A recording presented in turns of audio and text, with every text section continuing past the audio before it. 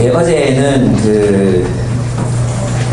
수용노교회 세터민들 아시죠? 탈북 이주 청소년들 이 이제 전도 집회를 했는데 제가 가서 복음을 전하고 왔습니다. 거기 담당하시는 목사님 이야기를 들었는데요. 한 200여 명의 세터민들이 모이시고 100명의 한국분들 이렇게 300명, 그리고 주일에 이제 한 번씩 오시는 분들 해서 한 400여 명 정도가 공동체를 이루고 이제 복음 안에서 이렇게 교제하고 있다는 이야기를 들었습니다. 그래서 제가 참 그런 공동체가 있다는 자체가 신기했던 것 같아요.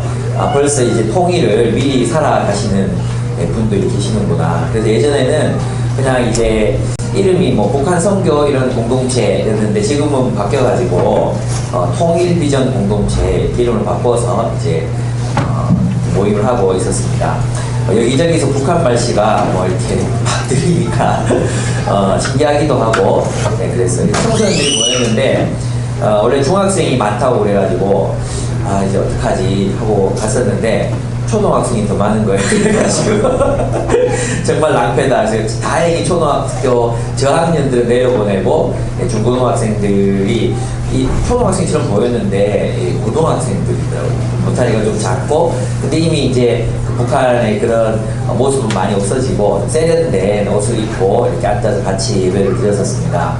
근데 마치고 나서 강명희 목사님이시라고 담당하시는 이 한국 넘어오셔가지고 그 교회에서 예수님 믿는 목사가 계셨어요.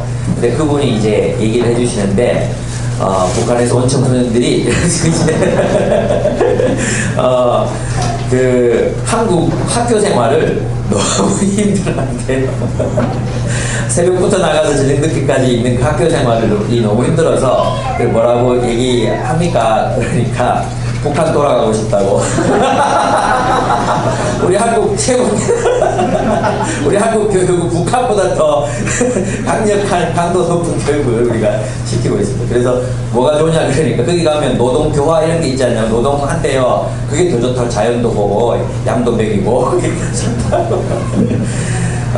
그런 얘기를 들었습니다. 그러면서 그분들이 여기 와서 느끼는 감정들이 자유를 찾아서 왔는데 돈이 없으면 자유를 누릴 수 없는 이 한국 사회를 보면서 참 마음이 힘들고 또 어려운 분들도 참 많다고 합니다. 교사 선생님이 이제 얘기를 하더라고요. 너는 직업을 안 구하냐고. 직업을 아르바이트 하고 있다고. 그러니까 근데 그 아르바이트는 평생 직업이 될 수 없지 않냐. 자기는 이제 그 아르바이트를 계속해서 하는 거죠. 그러면서 제 마음속에 어떤 생각이 들었냐 하면 결국 사람이 살아가는 이 세상, 아담 이후로, 오늘 우리 본문에서 읽었잖아요. 아담 이후로 탐욕과 폭력의 질서 속에서 탐욕과 폭력이라고 규정될 수 있는 그런 세상은 이름이 아무리 달라져도 미국, 프랑스, 한국 이름이 아무리 달라져도 그것은 결국 세상일 수밖에 없고 그 세상 속에서 속해서 살아간다는 그 자체는 우리에게 고통이 될 수밖에 없구나. 그런 것들을 실감했습니다. 그들 어쩌면 천국과 같은 남한을 생각하고 왔을 텐데 이 북한보다 더한 지옥 같은 학교에 들어가서 고생하는 모습이 참 안쓰럽기도 하고 그랬었습니다. 제가 느낀 느낌은 그 청년들 지도자들이 있었거든요. 또 다른 또 탈주를 또 꿈꾸고 있는, 그죠? 또 다른 뭔가 이것보다 더 나은 것이 있을 텐데 그게 뭡니까? 하나님 나라입니다. 결국 그것을 뛰어넘을 수 있는, 결국 그것을 우리가 살아가는 이 세상의 고통스러움을 극복하고 살아갈 수 있게 하는 것은 결국은 예수 그리스도에게 속한 하나님의 나라, 그분의 통치 속에서 살아가는 것이다. 제가 그 얘기를 했어요. 그 복음을 전하는데 얼마나 마음이 참 감동되고 그런지 몰라요. 처음에 이제 요 앞자리에 앉은 한 고등학생이 있어서 똑똑해요. 몇 등급 나오냐 그러니까 자기 3등급 나온대요. 3등급 대단하잖아요. 3등급이 나오는데 자기들은 5등급 이상이 되면 서울대를 보내준대요. 이주 청소년도 5등급 이상이 되면 서울대를 보내주는데 자기는 서울대 안 간다고. 가서 어떻게 따라잡을지 모르겠습니다. 이러면서 이제 그냥 부산에 있는 한 대학교에 가서 공부를 하겠대요. 근데 그 친구가 제가 처음 이제 손 들어보라 그랬거든요. 성경에 있는 기적 이야기들이 믿어지느냐, 예수님이 무리를 걸으시고 이런 얘기 믿어지느냐 하니까 안 믿으니 이거 과학기 사실 수 없다고 막 얘기했던 형제였는데, 제가 복음 전하고 우리 하나님 나라 위해서 살아야 된다고, 부활의 증거 이런 거 얘기하고 나서 우리 새로운 하나님 나라 질서 살아야 된다고 했을 때 크게 아멘 하면서 이제 반응하는 것을 보고 제 마음이 얼마나 기뻤는지 모릅니다. 정말 감사한 시간이었던 것 같아요. 그렇습니다. 이 바울은 이제 오늘 우리에게 그런 이야기를 하고 있습니다. 아담 이후로 인간은 죄 아래, 또 죽음의 지배 아래 놓이게 되었다는 것입니다. 그래서 고통스러울 수밖에 없다는 거죠. 그러면 이 죄와 사망의 지배 아래 놓인 이 인류, 아담 이후의 모든 인류는 어떻게 구원을 얻을 수 있을 것인가? 거기에 대한 핵심적인 문제를 이제 로마서 5장 12절에서 21절까지 다루고 있습니다. 그래서 오늘 본문을 보면 세 가지 내용으로 이제 구성이 되어 있습니다. 첫째는 죄란 무엇인가 하는 것입니다. 두 번째는 죽음이란 무엇인가, 그 죄로 말미암은 결과인 죽음이 무엇인가. 세 번째는 그러면 이 죄와 죽음의 지배로부터 우리가 어떻게 해방을 얻을 수 있는가. 이 세 가지 내용이 오늘 본문에, 짧은 본문이지만 굉장히 의미심장하고 또 진짜 복음인 그 내용들이 이 본문에 기록이 되어 있습니다. 그래서 오늘 이 설교의 제목을 또 얘기하라고 하면 구원이란 무엇인가 정도로 정리할 수 있을 것 같아요.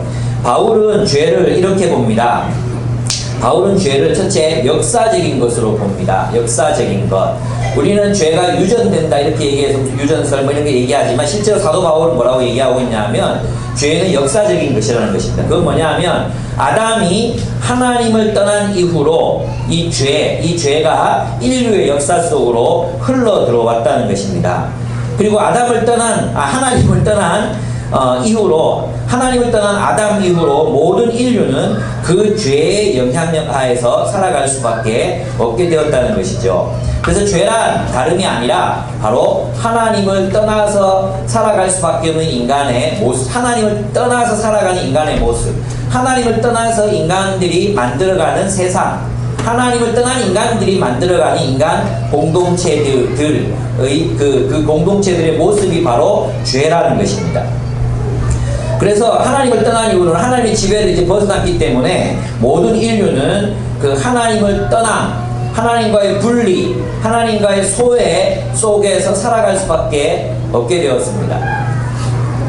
그래서 죄는 역사적이라는 것이죠. 그 죄는 아담 이후로부터 모세에 이르기까지, 그리고 또 모든 인류에 이르기까지 계속해서 하나님을 떠난 인간들이 역사 속에서 만들어가는 모습들, 그것이 바로 죄의 모습이라는 것이고, 그 죄의 결과로 이제 죽음의 지배 아래에서 살아가게 된다는 것입니다. 그래서 죄는 그런 점에서 유전적인 것이라기보다는 역사적인 것입니다. 인류가 만들어가는 역사적인, 하나님을 거역하는 역사, 하나님을 거역하는 공동체들의 역사, 이것이 바로 죄라는 것입니다. 두 번째, 그것이 이 바울이 주장하고 있는 것입니다. 두 번째는 뭐냐 하면 죄는 공동체적이라는 것입니다. 죄는 공동체적입니다. 죄는 하나님을 떠난 인류 공동체 전체의 문제라는 것이죠. 우리는 죄를 이제 개인이 윤리적인 기준을 어겼느냐, 도덕을 어겼느냐, 우리 그런 것으로 죄를 판단하지만 성경은 뭐라고 말하느냐 하면 하나님을 떠난 인류가 살아가는 공동체 전체의 그 공동체 전체를 바로 죄의 문제, 죄의 근원이라고 본다는 것입니다. 그래서 죄는 하나님을 떠난 인류 공동체 전체의 문제입니다. 죄는 하나님을 떠난 인류가 만들어가는 공동체의 삶, 탐욕과 폭력의 질서 그 자체가 바로 죄라는 것입니다. 그러니까 이 질서를 살아가는, 이 질서 속에서 살아가는 사람들은 죄의 영향을 받을 수밖에 없고 그 죄의 질서 속에서 살아갈 수밖에 없어요. 그런 의미에서 모든 사람들은 바로 죄인이라는 것이죠. 하나님을 떠나서 인간이 만들어가는 역사 그 자체가 죄이고 그 역사에 소속되어서 살아가는 우리의 삶 전체가 죄일 수밖에 없다는, 죄의 영향을 받을 수밖에 없다는 거예요. 또 하나는 우리가 그 죄가 시스템화되고 죄가 조직화되고 죄가 구조화된 세상을 살아갈 수밖에 없기 때문에 그 구조 속에서 살아가는 우리들 모두가 뭐라는 것입니까? 죄인이라는 것입니다. 저와 아내가 일주일에 한 번씩 이제 그 데이트를 한다고 말씀드렸잖아요. 몇 주 동안 못 하다가 최근에 이제 시카리오라는 영화를 너무 보고 싶었거든요. 시카리오? 사카린도 아니고 시카리오가 뭔가? 시카리오는 뭐냐면 그 질럿 있죠, 질럿. 이 성경에 보면 열심당원들, 그 열심당원들을 시카리라고, 질럿당이라고 하는데, 그들이 이제 암살, 유대 그 로마 군인들을 암살하기도 했던 사람들이었거든요. 그래서 멕시코에서는 암살자라는 단어로 쓰인다고 해요. 그 영화에 어떤 이야기가 나오느냐 하면 멕시코 어느 마을들, 미국과의 국경지대에서 벌어지는 그런 일상적인 이야기들을 다뤘습니다. 마약상들이 거의 그 지방을 지배하고 있고, 또 마약과 그 마피아들이 집단을 이루어서 서로 전쟁하고 이렇게 살육하고 이런 일들이 일어나는 그런 이야기들을 담았습니다.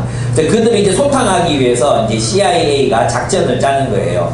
작전을 짜는데 어떤 작전이냐 하면 그냥 범인을 잡는 게 작전이 아니에요. 범인을 잡는 게 작전이 아니고 여러 개의 마피아 집단들이 생기니까 CIA가 통제할 수가 없잖아요. 그죠? 그래서 미국의 통제하에 들어오지 않는 마피아 집단의 두목을 죽이고, 다른 한 마피아 중에도 자기들의 통제에 들어올 수 있는 한 집단을 키우는 거예요. 그래서 악으로 악을 지배하는 거죠. 그래서 그 대사 중에 하나가 뭐냐 하면 이런 거예요. 그 대사 중에 하나가 통제되지 않은 것보다는 그놈이 나쁜 놈이든 선한 놈이든 질서가 잡히는 게 중요하다. 그래서 CIA가 불법적인 암살과 살육을 막 합니다. 그러니까 이쪽은 합법적이라고 말하면서도 불법을 저지르고, 저쪽은 또 불법인 것 같지만 실제로는 CIA나 마피아나 다를 바 없는 폭력을 행사하는 것입니다. 그렇습니다. 이렇게 말합니다. 미국의 마약을 사는, 또는 전 세계의 마약을 사는 수백만 명의 사람들이 없어지지 않는 한 누가 통제하든 질서가 있는 게 나아. 그러면서 불법적인 암살을 자행하는 것입니다.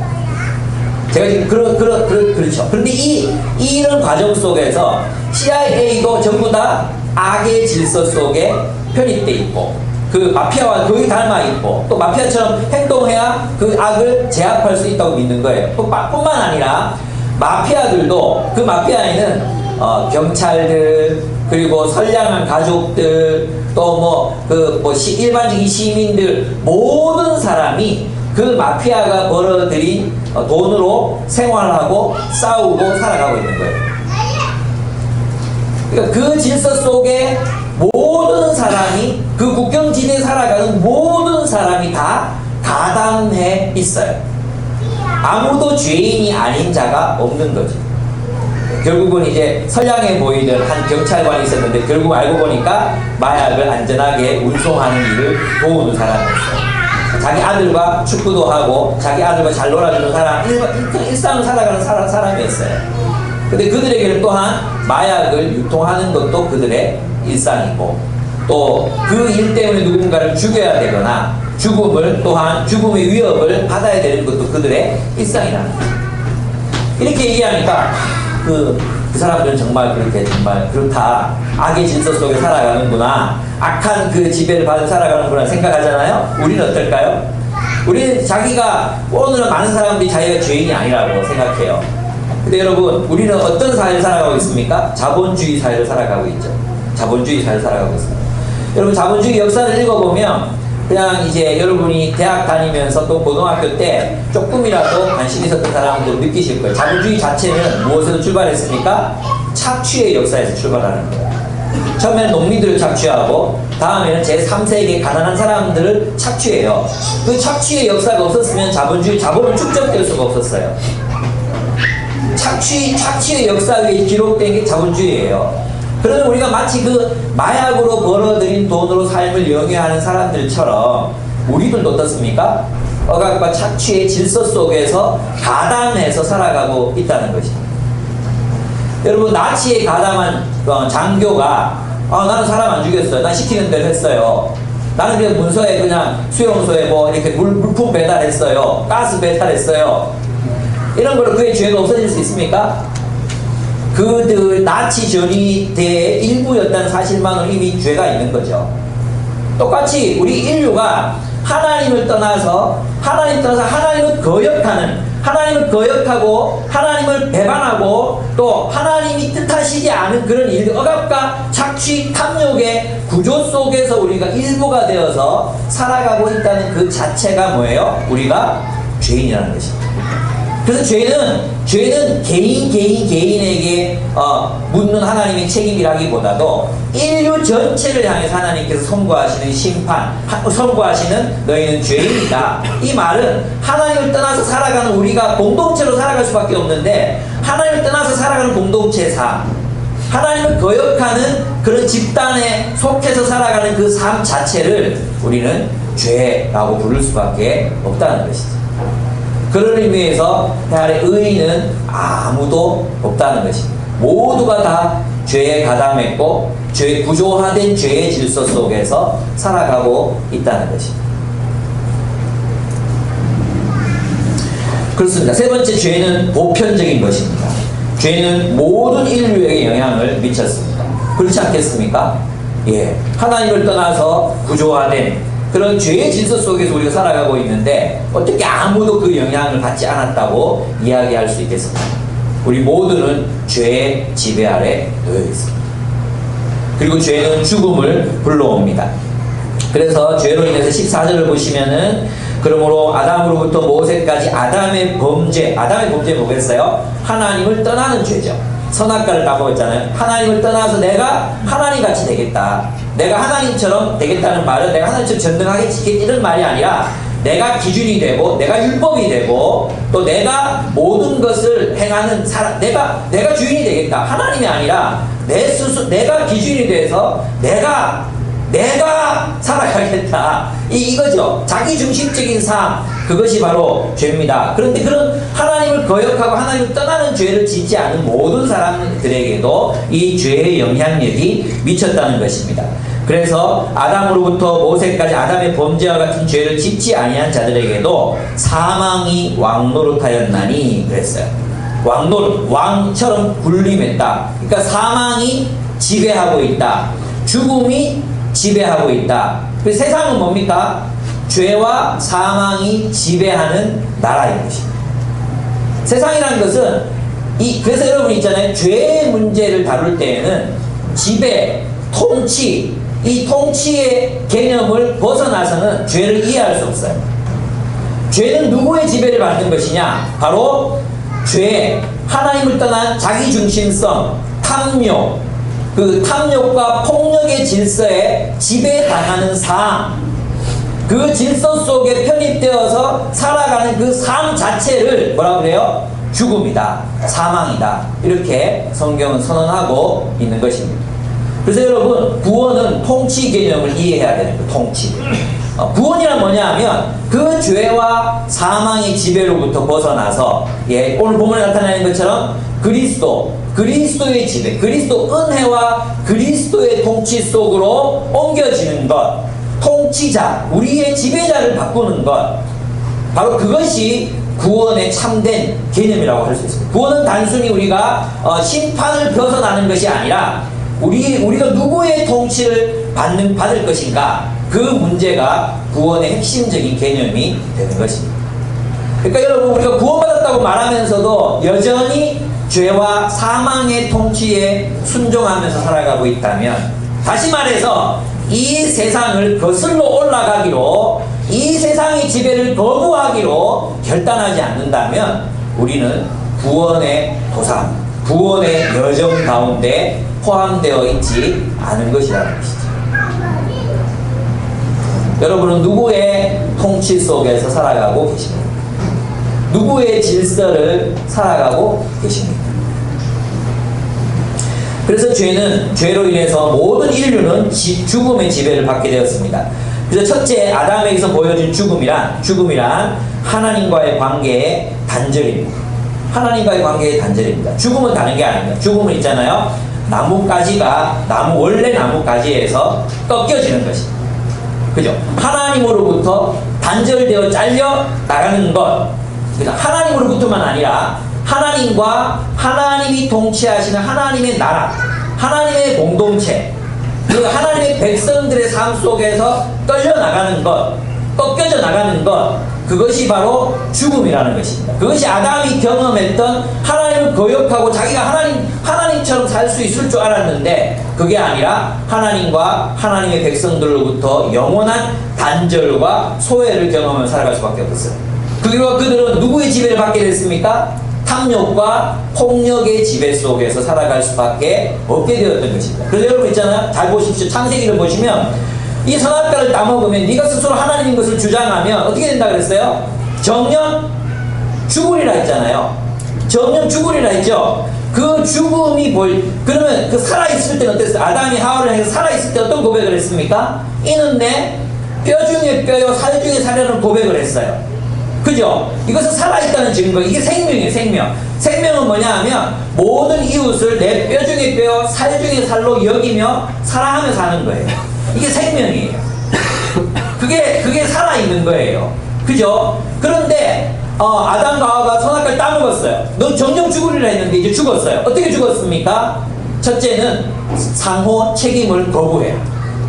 원래는 있잖아요. 이는 내 뼈 중에 뼈, 살 중에 살이라 하면서 남자는 아내를 돌봤습니다. 사랑했습니다. 배려했습니다. 보호했습니다. 궁극적으로 책임졌습니다. 책임을 졌습니다. 근데 선악과를 따먹고 난 뒤에 아담과 하와의 반응은 무엇입니까? 누가 너의 벌거벗음을 알게 하였느냐? 네가 선악과를 따먹었느냐? 그랬더니 이 남자가 뭐라고 말합니까? 당신이 내게 준 저 여자가 이 선악과를 따먹으라고 유혹했습니다. 라고 말합니다. 또 안 먹으려고 했는데요. 자가 뭐라 그랬어요? 네, 여자는 아내가 얘기해 주는데요. 남자가 먼저 선악과를 따먹었으면 여자는 절대 먹지 않았을 거예요. 왜냐? 남자는 지 혼자 먹고 말거든요. 남자는 지 혼자 먹고 치워요, 그냥. 여자가 먼저 먹었어요. 여자는 꼭 나누거든요. 아내도 막 맛있는 거 있으면, 난 먹기 싫은데 계속 먹으라 하잖아요. 그러니까 죄도 같이 지어야, 여자는 죄도 같이 지어야 되는 거야. 당원도 혼자 먹을 수 없어. 당신도 먹어보세요. 맛있어요. 그러면서 준 거죠. 아담이 먼저 먹었어야 했어. 그리고 자매들이라도 죄 안 짓고 살 수 있었는데 그만 여자가 먹는 바람에 또 남자는 약하잖아. 무락하면 먹는 게 또 남자잖아요. 막 뻗대지만 또 그래 이러면서 먹는 게 남자예요. 그래서 결국은 함께 하나님을 떠나게 됩니다. 그 결과 어떻게 됐습니까? 누가 먹으라 그랬어요? 그전에는 이런 내 뼈 중에 뼈요 살 중에 살이었던 아내가 저 여자 때문입니다. 책임을 회피하는 거죠. 책임 회피. 피조물들도 인간이 원래는 피조물을 어떻게 해야 돼요? 보호하고 다스리라 그랬잖아요. 청지기로서 다스리라 했잖아요. 근데 저 뱀새끼가 나보고 따먹으라 했습니다. 이제는 모든 피조물들 사이의 관계가 단절되는 것입니다. 죄가 뭔지 아십니까? 죄는 서로를 책임지지 않는 것입니다. 죄는 서로를 책임지지 않는 것입니다. 이번에 여러분 그래서 죄의 극치를 우리 세월호 청문회에서 우리는 볼 수 있습니다. 여러분 나중에 그 비디오 있죠. 팩트TV라든지 4.16TV 같은 데서 다 녹화해서 지금 보여주고 있잖아요. 공중파에서 하나도 못 보지만 그걸 보십시오. 보시면 죄가 뭔지를 알 수 있습니다. 제가 안 했습니다. 저 선장이 했습니다. 저 선장이. 이리하여 현장에 가서 조치를 해야 될 텐데 우리만 힘듭니다. 나한테 그러십니까? 이게 뭡니까?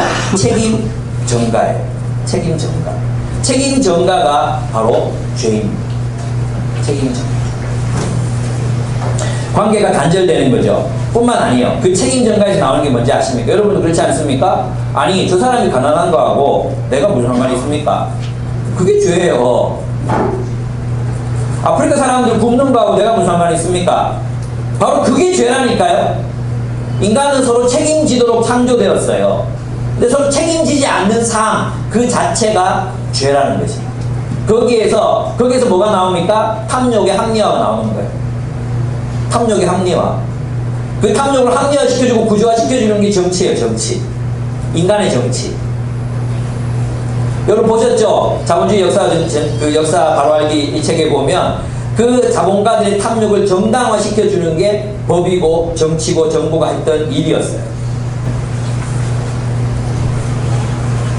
그렇습니다. 이 죽음의 지배는 다른 게 아닙니다. 그래서 죽음의 지배는 탐욕과 폭력이 인류 공동체를 지배하는 것입니다. 아담이 하와를 보호해야 되는데 이제 자기를 보호하기 위해서 다른 사람 위에 군림하고 책임을 뒤집어 씌우는 것입니다. 자기가 살기 위해서 다른 사람들에게 죄를 뒤집어 씌우는 것입니다. 두 번째로 죽음이란 바로 관계의 파괴입니다. 여러분 많이 들어봤죠? 관계의 파괴. 그러면 올바른 관계가 뭡니까? 네? 사람과 사람이 맺는 올바른 관계가 뭡니까? 그게 정의예요, 정의. 정의가 뭡니까? 정의는 사람과 사람이 맺어야 할 바른 관계를 정의라고 하는 거예요. 아닙니까? 그래서 죽음이란 정의의 파괴입니다. 죽음이란 하나님을 떠난 인류가 불의하게 이 불의한 공동체, 불의한 세상을 만들며 살아가는 삶 그 자체, 그것이 바로 죄입니다. 죽음입니다. 정의란 사람들이 맺어야 할 바른 관계라고 한다면 죽음이란 정의의 파괴라고 할 수 있습니다. 정의가 파괴됐을 때 사람들은 무엇에 따라 행동합니까? 탐욕에 따라 행동합니다. 자기 탐욕을 채우려면 뭘 해야 됩니까? 뺏어야 합니다. 자신의 탐욕을 채우기 위해서는 착취해야 합니다. 빼앗고 강탈해야 합니다. 그래서 여러분, 그 죽음이 점점점 처음에는 다른 이웃을 책임지지 않는 삶으로 출발하지만 나중에 가면 라멕이 어떻게 합니까? 자기가 창에 찔렸다고 해서 소년들을 죽입니다. 그렇죠? 폭력이 나타납니다. 라멕이 또 뭘 합니까? 자기 아내들을 일부 다처제, 자기의 욕망대로 여러 명의 아내를 둡니다. 그 아내들의 이름이 그림자와 장신구였습니다. 여자들이 이는 내 뼈 중에, 당신은 내 뼈 중에 뼈요, 살 중에 살입니다. 당신은 나의 일부입니다. 그렇게 고백했던 이웃과의 관계가 이제 당신은 나의 그림자에 불과합니다. 당신은 나의 장신구에 불과합니다. 저 오늘 반지 빼놓고 왔거든요. 장신구 언제나 뺄 수 있습니다. 그림자 밟아도 아프다 소리 하지 않습니다. 넌 내 그림자야. 누가 다른 사람의 그림자처럼 살고 싶은 사람 있습니까? 누군가가 누구를 지배하면 자신의 탐욕을 위해 지배하기 시작합니다. 그 이유는 어떻게 됩니까? 노아 시대에 가서는 결국 하나님의 아들들이라고 불리던 사람들이 어떻게 해요? 자기 눈에 좋은 대로 아내를 취했다고 했어요. 자기 눈에 좋은 대로. 그 말은 뭐냐 하면 힘있고 권력있고 돈 있는 사람들이 뭘 했습니까? 자기 마음에 드는 모든 아름다운 여자를 자기들의 아내로 빼앗았다는 것입니다. 남의 집 아내를, 남의 집 딸들을 허락도 받지 않고 빼앗아갔다는 거예요. 주님께서는 그래서 모든 인류가 그 폭력과 탐욕의 질서 속에 물들어가는 것을 보시고 또 이미 구제할 수 없다는 그 사실을 보시고 그들 모두를 심판하시기로 작정하셨던 것입니다. 그리고 홍수를 실현하십니다.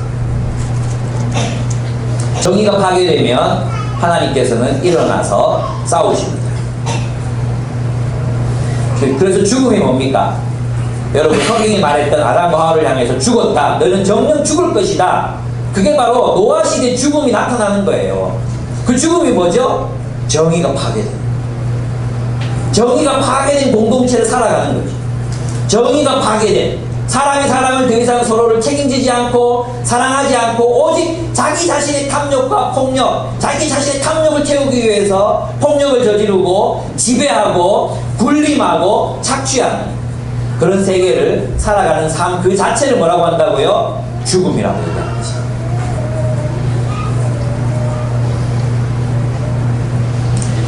결국은 노아 시대 이후에도 또한 그런 죽음이 나타납니다. 그게 뭡니까? 바로 바벨론이라는 제국이 건설된 것입니다. 보호의 명분으로 제국이 건설됩니다. 죽음의 구조화가 일어난 것입니다. 사망이 제도화된 것입니다. 제국은 무엇으로 다스려지죠? 율법으로 다스려집니다. 율법 그 자체로는 정의를 실현할 수 없습니다. 오히려 범죄를 증가시킬 뿐입니다.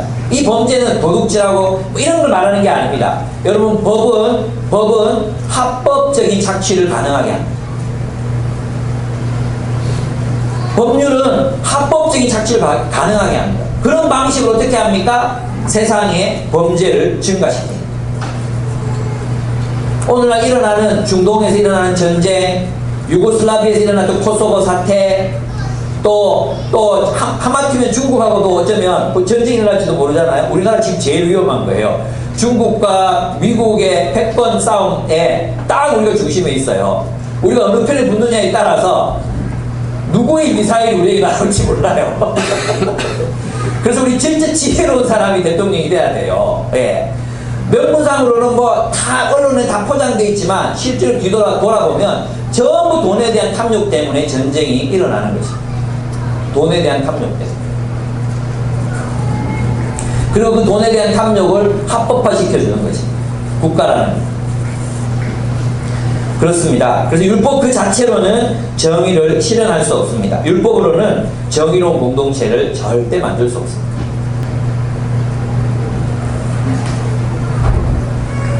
그렇습니다. 인류는 이렇게 희망이 없어 보입니다.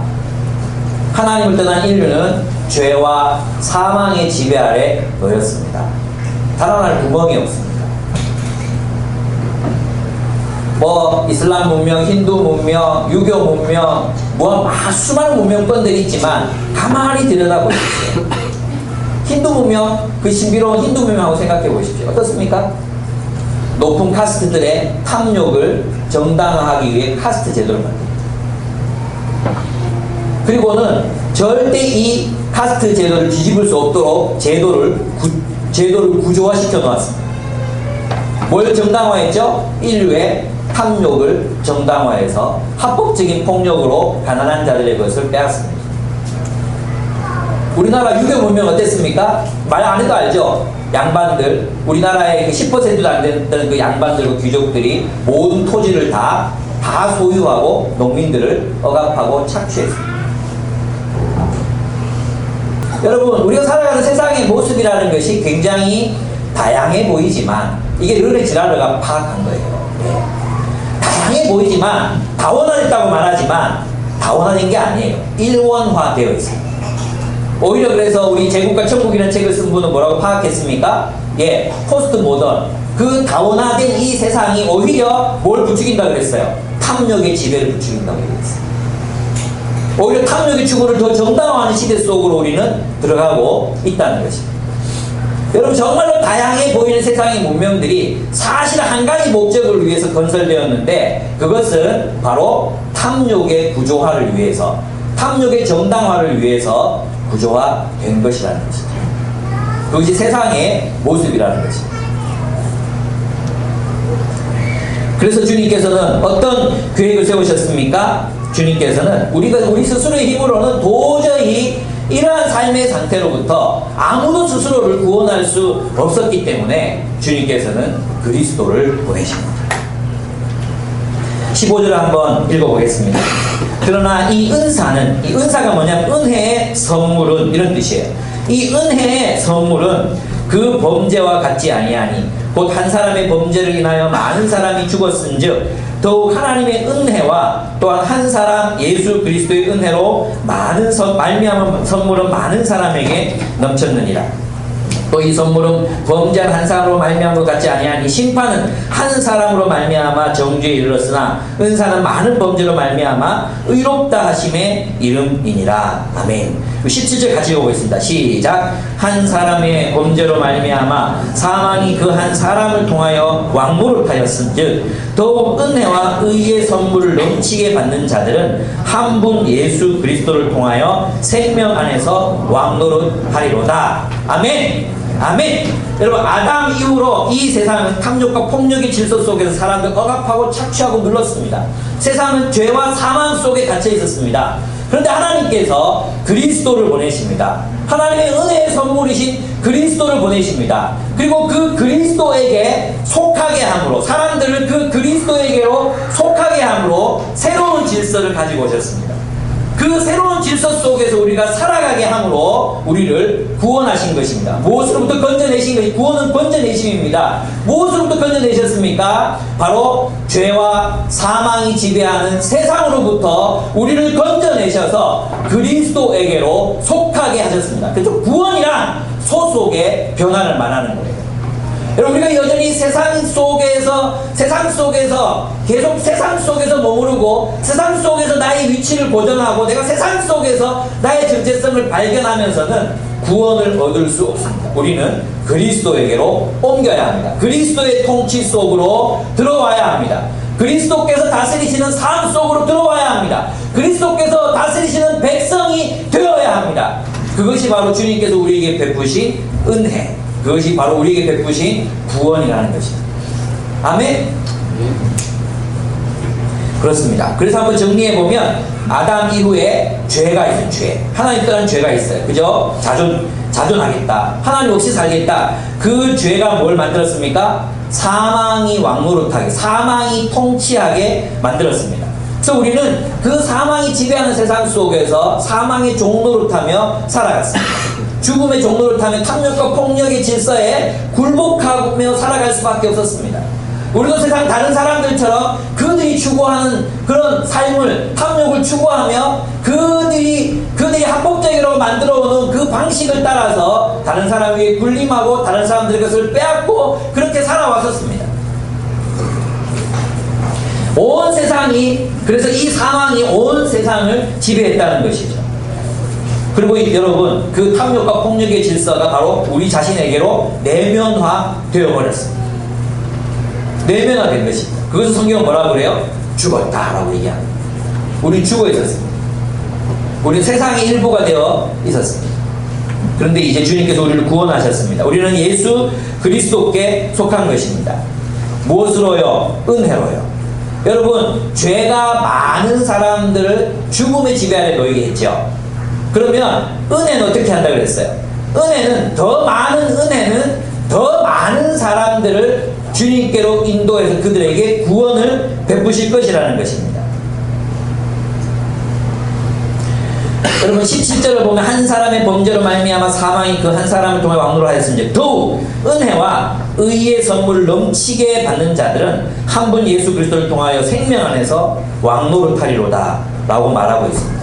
이 은혜가 죄가 타락시킨 사람들보다 은혜가 구원하는 사람들이 더 많을 것입니다. 여러분, 아담이 힘이 셉니까? 예수님이 힘이 셉니까? 초등부 설교한다. 누가 힘이 셉니까? 예수님 힘이 더 세죠. 그럼 주님께서 더 많은 이들을 구원하시지 않겠습니까? 아멘? 바로 거기에 우리가 가지는 희망의 근거가 있는 것입니다. 왜 그렇게 하셨습니까? 정말 이제 여기 보면 이게 아담이 죄를 범했어요. 하나님 떠났어요. 그 죄가 뭘 가져왔습니까? 사망을 가지고 왔어요. 그러면 세상과 우리는 무엇의 지배를 당하고 있습니까? 예, 사망의 지배를 당하고 있어요. 근데 이제 주님께서 그리스도를 보내셨어요. 하나님의 통치를 실현하실 왕, 하나님의 통치를 실현하실 그리스도를 보내셨어요. 그럼 그리스도 안에는 무엇이 있습니까? 은혜가 있습니다. 은혜. 아까는 죄가 있었죠. 우리는 죄를 극복할 수 없어요. 근데 하나님께서는 은혜로 우리를 구원하셨습니다. 은혜. 그 은혜 가운데 그리스도께서 오셨잖아요. 그 은혜로 말미암아 우리는 이제 뭘 합니까? 사망이 아니라 생명 안에 들어갑니다. 근데 문제는 이 생명의 지배를 받는다고 표현하지 않고 생명 안에서 우리가 왕노릇하게 될 것이다. 아까는 사망의 종노릇이었잖아요. 이제는 생명 안에서 우리가 왕노릇한다는 거예요. 아멘. 그래서 우리가 그리스도 안에 산다는 것은 이제 죄와 사망의 노예 상태에서 벗어나서 왕처럼 세상을 살아가는 것을 말해요. 그 왕처럼 살아간다는 것은 하나님의 뜻을, 세상의 지배가 아니라 하나님의 뜻대로 살아가는 삶을 살아가는 것을 왕노릇한다고 표현하는 것입니다. 그리고 왕은 무슨 일을 하는 사람입니까? 법을 실현하는 사람이죠. 지 마음대로 통치하는 왕은 폭군이죠. 근데 왕은 무엇을 실현합니까? 법을 실현합니다. 그러면 진짜 왕은 누구의 뜻을 실현하는 왕이겠습니까? 하나님의 뜻을 실현하는 왕이 진짜 왕인 거예요. 그래서 우리는 그리스도 안에 있으면서 하나님의 뜻대로 하나님의 뜻을 실현하는 삶을 살아가는 것입니다. 그러면 하나님의 뜻대로 하나님의 뜻을 실현하는 삶을 살아간다면 그 하나님의 뜻이 뭐죠? 사랑이죠. 내 이웃을 내 몸과 같이 사랑을 하신 그 사랑이죠. 그 사랑을 실현하면 뭐가 생겨납니까? 교회가 생겨나는 거예요. 그래서 여러분, 세상, 아까 사망의 지배를 받는 세상이 있었잖아요. 그 세상 속에 살다가 우리는 이제 어디로 옮겨지는 것입니까? 교회로 옮겨지는 거예요. 여러분, 이 교회라는 말을 들으면 그냥 존재하는 모든 교회를 생각하시면 안 돼요. 어떤 교회예요? 그리스도의 계명에 순종하는 교회. 그리스도의 계명에 따라 순종하는 공동체, 대안적 공동체가 생겨나는 것입니다. 그리스도께서 머리가 되는 공동체, 그 공동체의 삶 속에서 우리는 무엇이 되어갑니까? 의롭다함을 얻고 의로워져 갑니다. 그래서 그리스도인들은 하나님의 은혜가 지배하는 세상, 하나님의 은혜가 지배하는 그리스도의 세계에 머물고 살아가고 사랑하고 그분의 뜻을 실현하는 새로운 세상이 되므로 우리 안에서 뭐가 이루어져요? 공동체에서 뭐가 이루어져요? 정의가 실현되는 거예요. 정의가. 죽음이 뭐라고 했어요? 죽음은 정의의 파괴예요. 그 생명은 뭐겠어요? 정의의 실현이에요. 하나님이 말씀하시는 정의의 실현. 근데 이 정의는 반드시 은혜로 하나님의 은혜로 말미암는 정의라 해야 돼요. 왜? 세상의 정의는 왜곡되고 오염되고 그리고 그것은 사람을 억압하고 착취하는 기능을 할 수밖에 없어요. 모든 국가가 그랬듯이.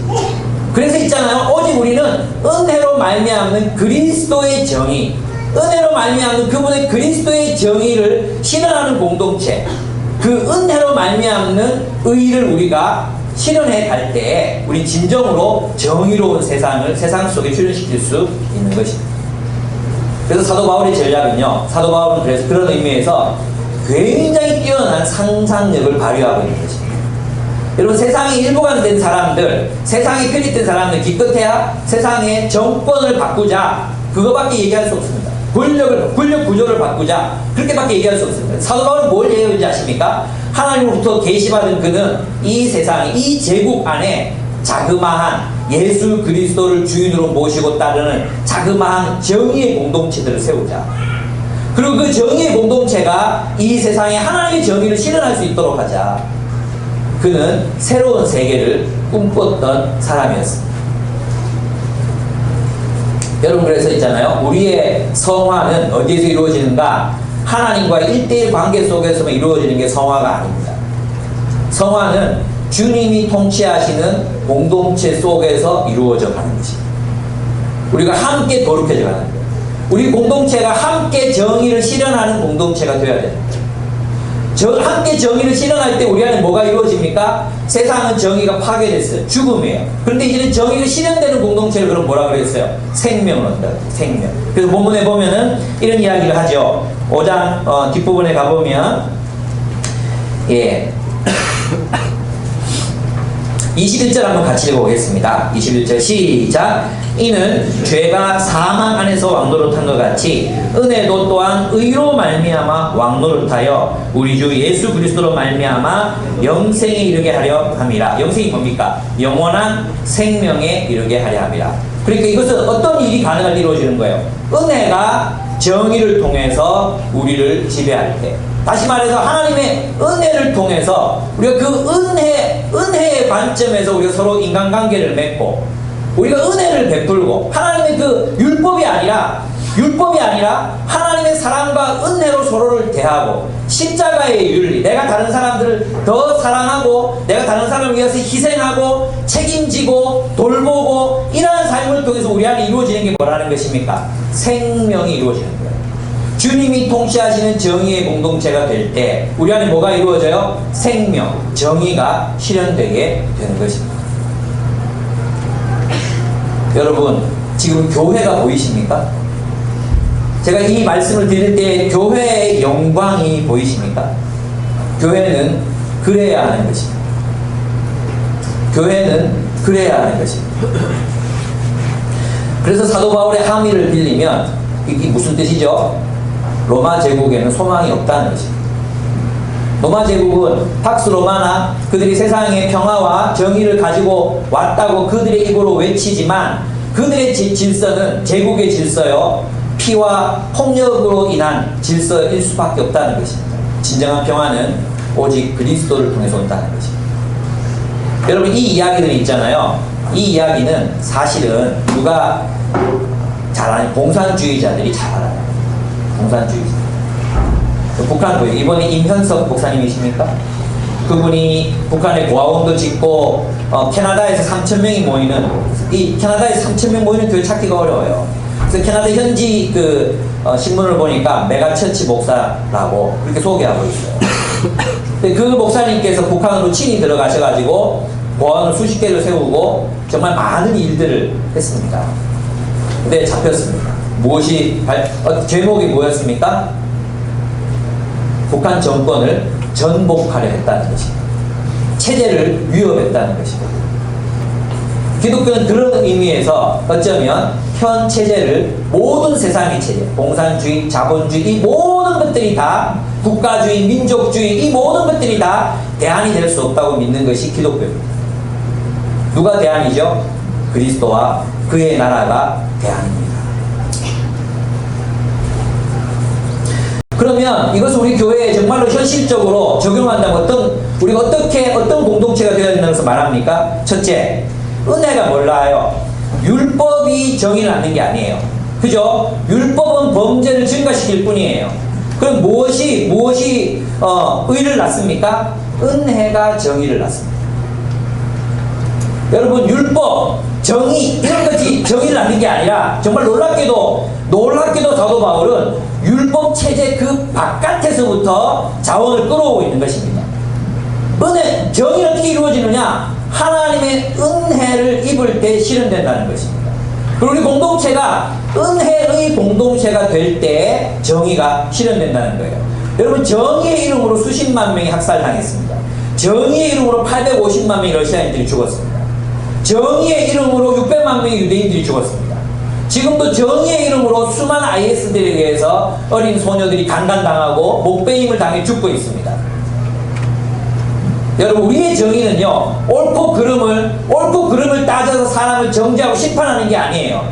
그리스도인들의 정의는 그것을 뛰어넘어 은혜에 의지하는 정의가 되어야 됩니다. 그리스도께서 우리를 위하여 십자가에 우리 자신을 죽이신 것처럼 다른 이들을 위하여 용서를 베풀고 용납하고 사랑하고 책임지고 돌고. 아니, 그 사람 가난한 게 나랑 무슨 상관이에요? 그게 아니라 그 사람이 가난한 것이 바로 내 책임임을 인식하고, 그 사람이 불행한 것이 나의 책임일 수도 있다는 것을 깨닫고, 높은 자가 낮은 자를 섬기고, 가진 자가 없는 자들을 위해서 베풀고, 힘 있는 자가 힘 없는 자에게 머리를 숙이고, 이런 공동체가 될 때 뭐가 이루어집니까? 정의가 실현되는 것입니다. 그러므로 우리 공동체는 은혜에 의지하는 공동체가 되어야 합니다. 저는 이제 기독교 공동체일수록 은혜와 자비가 없습니다. 교회 머리 빡빡 깎은 동성애 하시는 분 있잖아요. 예. 교회에 갔는데 교회 사람들이 자기를 어떻게 바꾸겠습니까? 벌레 쳐다보듯이 바꿔요. 벌레 쳐다보듯이. 그래서 결국 그런 교회를 바깥을 나갈 수밖에 없습니다. 그럼 어떻게 해야 되겠습니까? 여러분, 어떻게 하면 될 것 같습니까? 얘 밟지 마세요. 나 밟지 마세요. 어떻게 해야 됩니까? 저 만지지 마세요. 어떻게 해야 될 것 같습니까? 성찬 씨 오셨어요! 반가워요? 해야 되는 거죠. 왜 우리는 은혜의 몸이 그렇다고 동성애 행위를 우리가 찬성한다는 뜻이 아니에요. 그 사람을 우리가 사랑한다는 뜻이에요. 여러분의 삶은 어떻습니까? 여러분의 눈은 어떻습니까? 여러분의 눈. 여러분이 사람을 보는 눈. 그 눈은 정죄와 심판의 눈입니까? 은혜와 자비의 눈입니까? 저는 참 정죄와 심판의 눈을 가질 때가 많습니다. 왜 그렇게 사람들이 실수하고 부족하고 못하는 게 잘 보이는지 모르겠습니다. 왜 그것을 내가 긍휼히 여기지 못하는지. 저 사람이 참 아직 줄을 알지 못해 그렇다. 더 성장하지 못해 그렇다. 왜 그게 긍휼히 여겨지지 않는지, 왜 그렇게 정죄와 심판의 눈으로 사람들을 보게 되는지 모르겠습니다. 여러분, 은혜가 정의를 출산합니다. 은혜가 정의를 만듭니다. 여러분, 은혜 없는 정의는요, 살육과 학살을 불러옵니다. 그래서 우리는 은혜에 근거한 정의를 실천하는 그런 공동체가 되어야 합니다. 사랑과 용서의 공동체가 되어야 합니다. 그렇습니다. 그래서 교회는 은혜의 지배 아래에 있어야 합니다. 정의와 심판의 공동체로부터 용서와 회복의 공동체. 저 사람이 아직 성장하지 않아서 그렇다. 내가 도와야지. 정죄하고 심판에서 배제시키는 게 아니라 내가 그 사람 꼭 붙들고 그래 잘하자. 성장하기 위해서 여러분 가르치고 또 권면하고 위로하고 격려하고 성장과 회복의 공동체, 그런 공동체가 되어가야 합니다.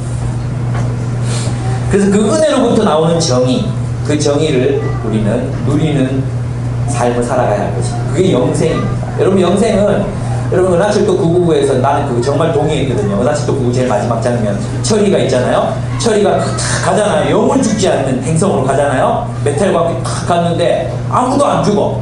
사람 죽고 싶어도 안 죽어. 결국 그게 뭐였어요? 지옥이었어요. 지옥. 죽고 싶어도 못 죽어. 여러분 그런 식으로 영원히 사는 것은 저주예요. 저주. 그죠? 근데 뭐겠습니까? 주님이 말씀하시는 정의. 사람과 사람 사이의 바른관계. 사람과 사람 사이의 정의. 바른관계가 뭐예요? 우영아, 내가 우영이를 니는 내 뼈 중에 뼈요, 살 중에 살. 어지그러. 그렇게 고백하고 정말로 그렇게 사랑하는 것, 그것이 정의요 생명의 삶이라는 것입니다. 그 생명이 바로 하나님의 은혜로부터 나온 것이라는 것입니다. 저는 여러분들이 자기중심성,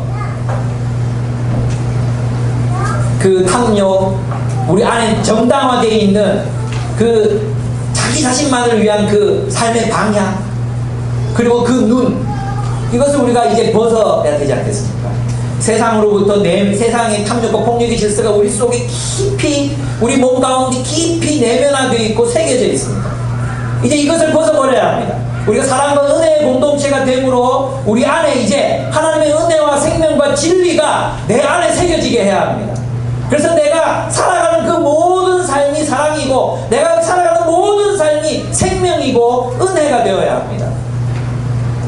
여러분 우리 모두에게 서로가 은혜를 베푸는 은혜의 공동체가 되었으면 좋겠습니다.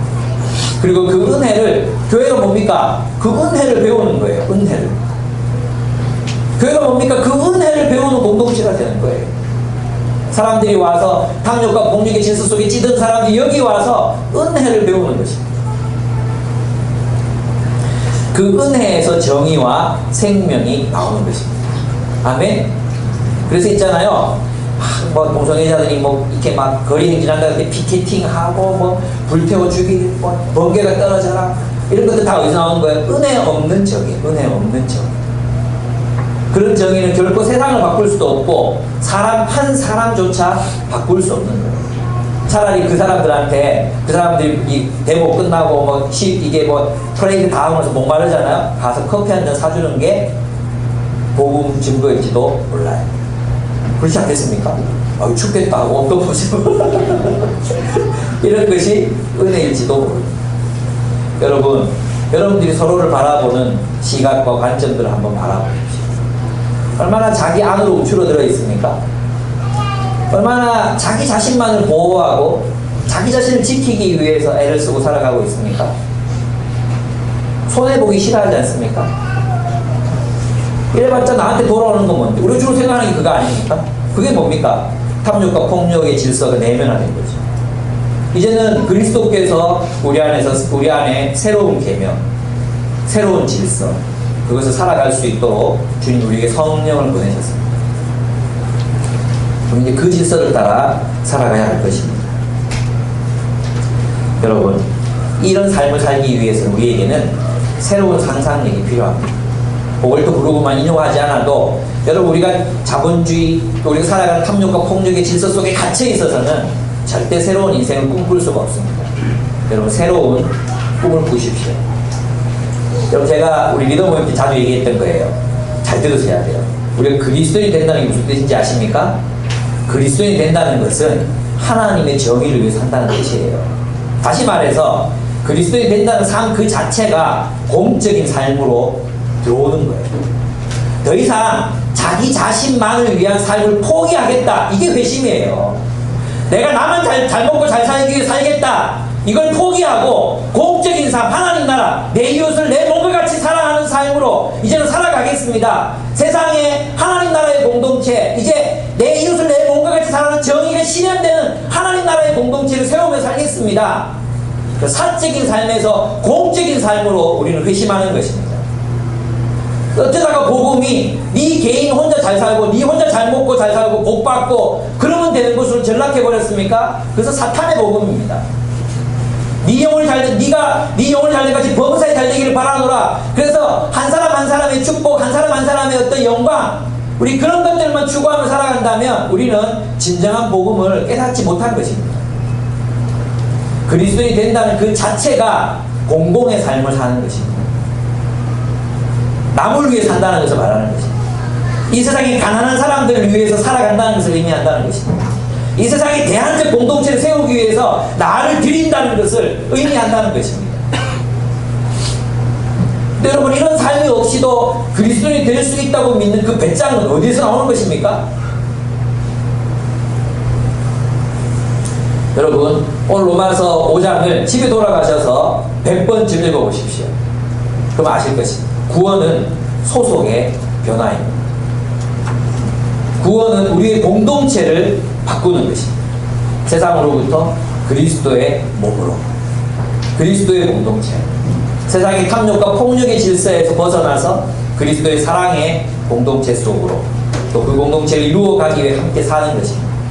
그래서 우리는 이런 공동체들을, 이런 사랑의 나라를 온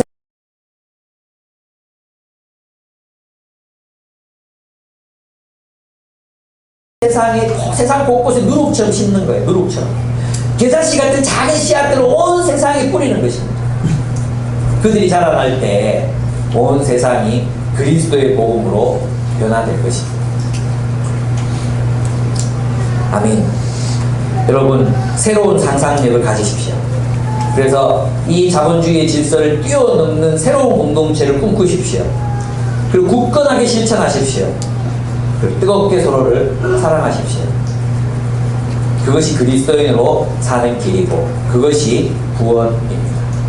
여러분은 구원 받으셨습니까?